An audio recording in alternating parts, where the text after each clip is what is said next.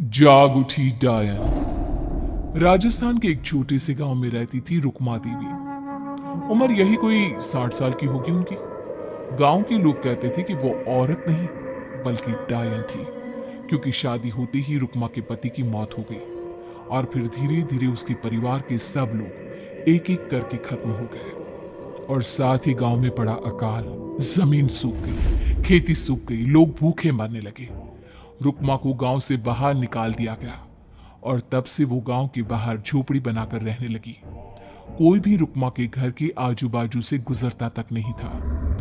एक दिन गांव के रहने वाले रतन और उसकी पत्नी आनंदी को दूसरे गांव से आते वक्त रात हो गई और अंधेरे में रास्ता भटक के वो रुक्मा की झोपड़ी के पास जा पहुंचे। अरे आनंदी, ये क्या हो गया? हम तो रुक्मा डायन की झोपड़ी के पास आ पहुंचे। अब तो सब बुरा होगा। जल्दी जल्दी से निकल यहाँ से। हाँ जी, सही कहते हैं आप। ये डायन हमको खा जाएगी। जल्दी भागो यहाँ से। तभी रुक्मा झोपड़ी से बाहर आती है। अरे रुको, तुम लोग यहाँ मेरी झोपड़ी में आराम कर लो और देखो, इस रास्ते पर आगे मत जाना। हाँ हाँ, हमें आगे जाने से इसलिए रोक रही है ना, ताकि हमें मार डाले तू।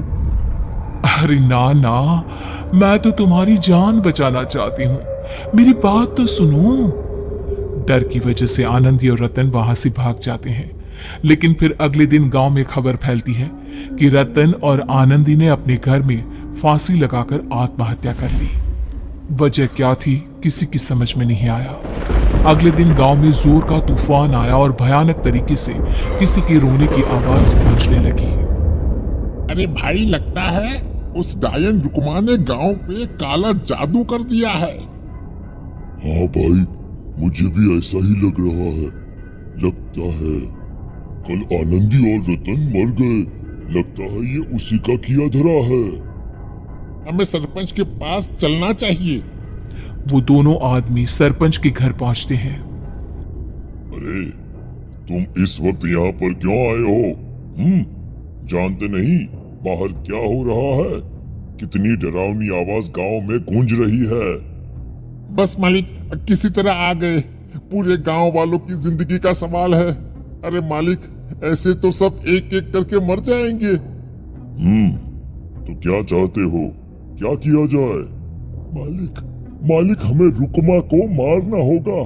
अरे जब तक वो डायन गांव में जिंदा रहेगी, तब तक गांव में ये सब होता ही रहेगा। शायद ठीक कह रहे हो तुम लोग, मगर ये काम करेगा कौन? मालिक, अगर आप कहे तो हम दोनों मिलके इस काम को अंजाम दे दे। बस आपको हमें यकीन दिलाना होगा कि हम पकड़े नहीं जाएंगे। ठीक है, लेकिन बाहर जो आतंक का साया है, उसमें तुम दोनों रुक्मा तक पहुंचोगे कैसे? हैं? क्या तुम्हें डर नहीं लगता? मालिक, आप उसकी चिंता ना करें। काल भैरव का भभूत है हमारे पास। रुक्मा तक पहुंचकर आसानी से मौत के घाट उतार देंगे उसको। हाँ, मैं भी चलूंगा तुम लोगों के साथ। उस डायन को मरते हुए देखने की बड़ी इच्छा है मुझे। सरपंच उन दोनों लोगों के साथ गांव के बाहर की तरफ चल देता है। गांव में घनघोर काली रात पसरी हुई थी और दिल दहलाने वाली चीख की आवाज माहौल को बेहद खौफनाक बना रही थी। हाथ में काल भैरव का भभूत लिए वो तीनों रुक्मा की झोपड़ी की तरफ जा रहे थे। वहां पहुंचने के बाद, ये लो खंजर और पार कर दो इस डायन के कलेजे के अंदर। मालिक, आप बस यहीं खड़े होकर नजारा देखो, आज ना बचेगी ये। हाँ मालिक, ये भभूत अब इसकी जरूरत नहीं है। मैं इसे यहाँ पेड़ की डाली पे रख देता हूँ। लौटते वक्त हमारी रक्षा करेगा।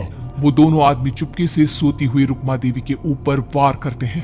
एक जोरदार चीख से वो इलाका गूंज उठता है, लेकिन अचानक रुक्मा के शरीर से जो खून बहता है उसका रंग नीला था।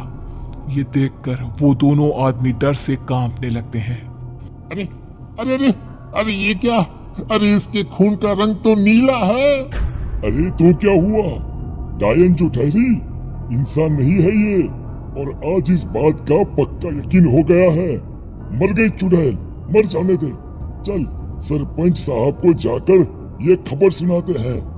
वो दोनों जैसे ही बाहर आए, उन्होंने देखा सरपंच की लाश पेड़ पे लटकी हुई थी। ये देखकर वो दोनों डर के मारे चीखते हुए वहां से भागे, लेकिन तभी एक बेहद डरावनी औरत उनके सामने आकर खड़ी हो गई। कहाँ जा रहे हो? तुम्हें क्या लगा किसी का खून करके बच जाओगे तुम? कौन हो तुम? कौन हो? हमने तो डायन को मारा है, कुछ गलत नहीं किया भाई। वो डायन नहीं थी, वो इस गांव की रक्षा कर रही थी।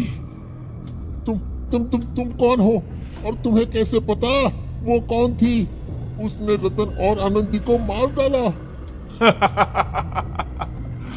रतन और आनंदी को मना किया था रुक्मा ने इस रास्ते से आगे जाने से, पर वही दोनों माने नहीं और उन दोनों ने मुझे देख लिया था, इसलिए उनका मरना तो तय था।